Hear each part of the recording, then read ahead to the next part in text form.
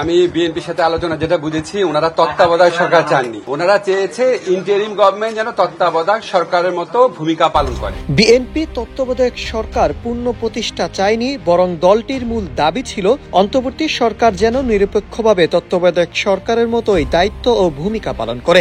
এমন মন্তব্য করেছেন অন্তর্বর্তী সরকারের আইন উপদেষ্টা ডক্টর আসিফ নজরুল।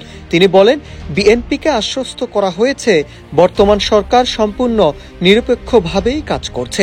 22 অক্টোবর সচিবালয়ে সাংবাদিকদের সঙ্গে আলাপকালে এসব কথা বলেন তিনি।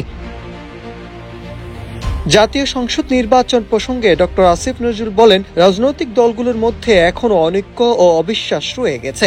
ফলে আগামী ফেব্রুয়ারিতে নির্ধারিত সময় নির্বাচন অনুষ্ঠিত হবে কিনা তা নিয়ে স্বাভাবিকভাবেই কিছু সংশয় দেখা দিয়েছে।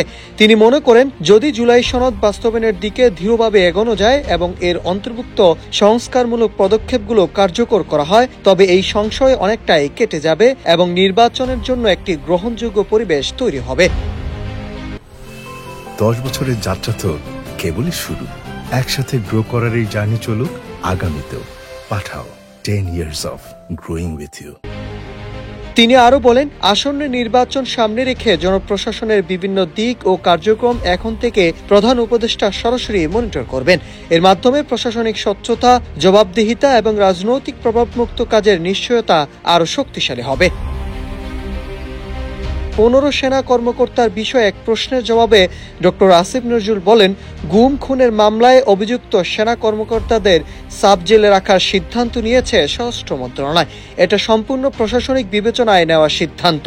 তিনি আরো বলেন, যে ট্রাইব্যুনালে তাদের বিচার চলছে, সেনাবাহিনীর পক্ষ থেকে সেই বিচার প্রক্রিয়ার প্রতি শ্রদ্ধা প্রদর্শন অত্যন্ত প্রশংসনীয় একটি দৃষ্টান্ত। আসামিদের কোথায় রাখা হবে বা কিভাবে রাখা হবে তা সম্পূর্ণভাবে স্বরাষ্ট্র মন্ত্রণালয়ের এখতিয়ারের মধ্যে পড়ে। তারা যা আইনসম্মত ও উপযুক্ত মনে করবে সেটাই করবে। Nahid Hasan, news desk, Ittefaq.